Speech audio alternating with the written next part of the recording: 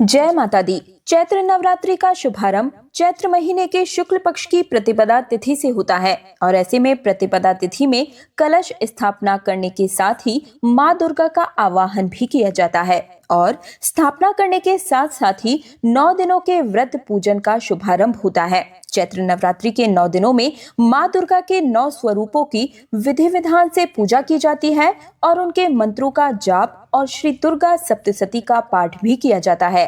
और इस बार चैत्र नवरात्रि का शुभारंभ सर्वार्थ सिद्ध योग में हो रहा है, जो कि नवरात्रि को और भी ज्यादा शुभ बना देता है। नवरात्रि में माँ दुर्गा के 9 स्वरूपों की आराधना की जाती है और इन 9 स्वरूपों की आराधना करने से मनवांछित सभी प्रकार की मनोकामनाएं भी पूर्ण होती है। हमारे सनातन धर्म में चैत्र मास की नवरात्रि इसलिए भी महत्वपूर्ण है क्योंकि इस नवरात्रि से हमारा नव वर्ष हिंदू नव वर्ष प्रारंभ होता है, साल का पहला दिन प्रारंभ होता है और इन 9 दिनों में माँ दुर्गा की आराधना करने से आने वाला संपूर्ण वर्ष सुखमय हो जाता है। माँ दुर्गा समस्त भक्तों पर अपनी कृपा बनाए रखती हैं और अपने भक्त के हर प्रकार के संकट को टालती हैं। तो आज की इस वीडियो में हम सभी जानेंगे कि चैत्र मास की नवरात्रि कब प्रारंभ हो रही है और कब समाप्त होगी, कलश स्थापना का शुभ मुहूर्त क्या रहेगा और माँ दुर्गा इस बार कौन सी सवारी से धरती लोक पर आ रही हैं। साथ ही जानेंगे कि नवरात्रि में कौन सी तिथि पर किस देवी की आराधना करें और इस बार चैत्र नवरात्रि की अष्टमी और नवमी कब है,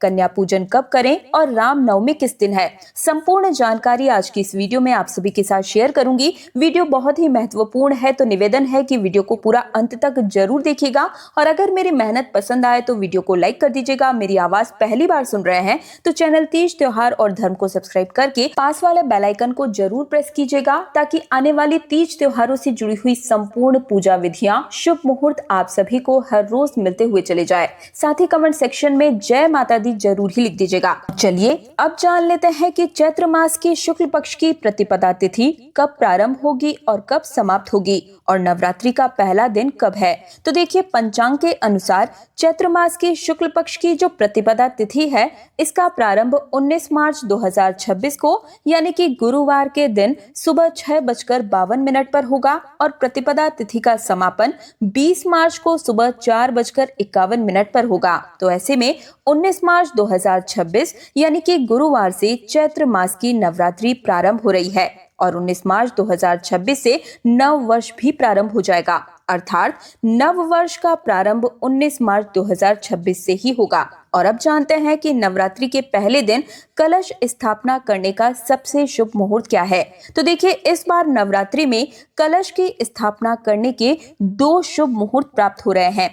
पहला मीन लग्न में सुबह सुबह ही हो जाएगा, सुबह 6:52 से सुबह 7:43 तक कलश स्थापना करने का शुभ मुहूर्त है। और अगर आप किसी भी कारणवश इस शुभ मुहूर्त में कलश स्थापना ना कर पाए तो दूसरा शुभ मुहूर्त अभिजीत मुहूर्त है, जो कि दोपहर 12:05 से दोपहर 12:53 तक प्राप्त हो रहा है। तो ऐसे में जो दोनों शुभ मुहूर्त है, इन्हीं दोनों मुहूर्तों में आप सभी अपनी सुविधा के अनुसार अपने अपने घर में कलश स्थापना कर सकते हैं। और इस बार नवरात्रि पूरे 9 दिनों की है, जैसे कि 19 मार्च को नवरात्रि प्रारंभ होगी, 27 मार्च 2026 को नवरात्रि का समापन होगा, 26 मार्च को महाअष्टमी है या आप दुर्गा अष्टमी भी कह सकते हैं और 27 मार्च को नवमी तिथि यानी कि राम नवमी रहेगी। माँ सिद्धिदात्री की पूजा और भगवान श्री राम का जन्मोत्सव 28 मार्च 2026 को यानी कि शनिवार के दिन नवरात्रि व्रत के पारण का दिन होगा, यानी कि जो भी भक्त इन 9 दिनों में नवरात्रि का व्रत करते हैं वे सभी 28 मार्च को अपने व्रत का पारण करेंगे।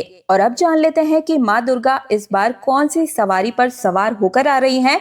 तो देखिए, गुरुवार के दिन माँ दुर्गा का आगमन हो रहा है और जब नवरात्रि का प्रारंभ गुरुवार से होता है तो ऐसे में माँ दुर्गा की सवारी होती है डोली। तो इस बार चैत्र नवरात्रि पर माँ दुर्गा डोली पर सवार होकर आ रही हैं और 9 दिनों तक अपने भक्तों के घर में विराजमान रहेंगी। तो आप सभी पूरी सच्ची श्रद्धा और विश्वास के साथ माँ दुर्गा के स्वागत की तैयारियों में लग जाइए। आने वाली वीडियोस में आप सभी देखेंगे कि इन 9 दिनों में पूजा हमें किस प्रकार से करनी चाहिए। पूजा की संपूर्ण विधि मैं स्वयं करके दिखाऊंगी। तो चैनल तीज त्योहार और धर्म को सब्सक्राइब करके पास वाले बेल आइकन को प्रेस करके रखिएगा, क्योंकि आने वाले इन 9 दिनों में हर हर दिन का भोग, हर दिन के वस्त्र और माँ दुर्गा के हर दिन के मंत्रों के साथ मैं आप सभी के सामने आऊंगी। चैनल तीज त्योहार और धर्म को सब्सक्राइब करके पास वाले बेल आइकन को प्रेस करके रखिएगा और कमेंट सेक्शन में जय माँ जगदम्बा जरूर ही लिखिएगा।